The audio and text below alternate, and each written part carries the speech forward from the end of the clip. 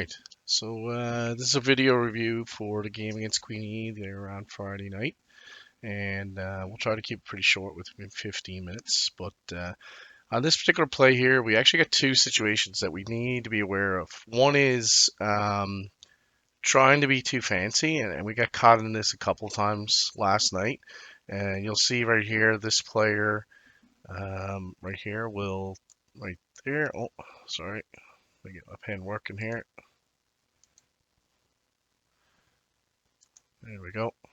This guy right here, he's going to try to carry the puck out of the zone, and that's fine. The only problem with that is, he'll get challenged at the blue line, and this player will also swing this way, so we kind of get bunched up, and there's nowhere for this guy to go. And instead of just putting the puck out of the zone and then skating on to get the puck, we try to make a fancy move around the player, and it doesn't work out for us. And we actually have a turnover on our blue line.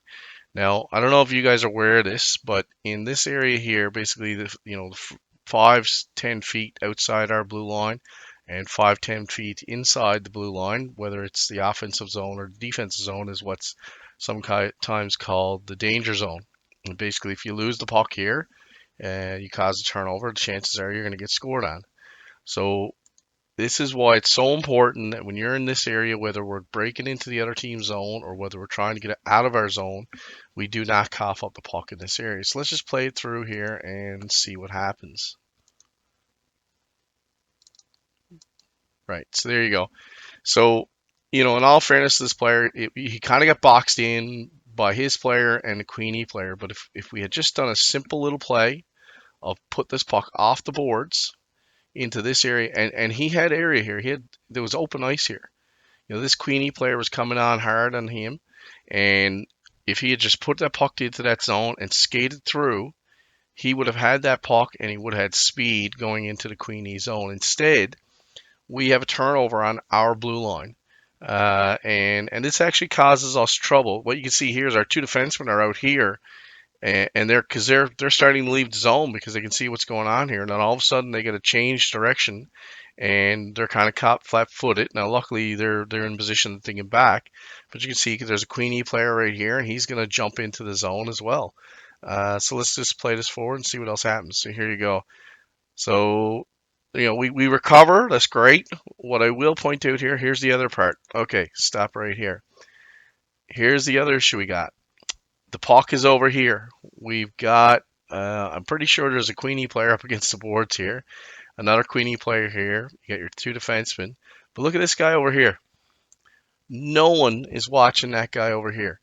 This guy here is probably our SAG player. He's moving back.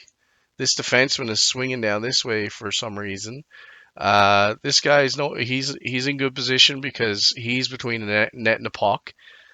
These two guys are taking care of the puck carrier here, so that's fine. But this guy, there's no one near him, and he's basically if this puck squirts out, which has happened many times in the past, he's there all by himself. We'll just play this forward and see what else happens here. Look, I mean, it's only right now that this defenseman realizes that this guy is standing behind in front of the net, and he's free. So all we need is for a puck to go to the front of the net. He's by himself. He's basically got a breakaway, and our goalie is left hanging. So we got to be paying attention. This is a situation where we got caught puck watching. So at the beginning of this sequence, we got caught trying to be too fancy. And just, instead of playing the simple play of putting the puck off the boards into the open ice and skating onto it, which would have been, we would have ended up down their end. Instead, it ends up back in our zone and we get in trouble. And now this other part here where all our players are watching the puck. You're puck watching. And we've forgotten about picking up our men. And we got really lucky here. But I can tell you right now, there are other teams with better players. And and even Queenie. I mean, Queenie didn't have their full squad here this night, and they got guys that can burn you. And if you leave them in front of the net unattended, they're going to score goals. So we got lucky here, but let's remember this the next time we're out on the ice. All right, so this is a really good example of a dump. Player right here, I think it's Goss, has got the puck. He's going to bring it down the boards, and he's going to realize that he's got pressure on him.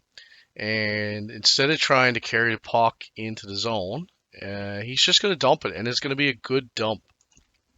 It's going to be, it's going to be a rim around. I mean, the only thing I would say is maybe dump it a little bit harder, but it gets all the way around. So for the most part, so I don't really have anything bad to say about this. Is I think it was a good play on Goss's part here. So let's just play it forward and watch what happens.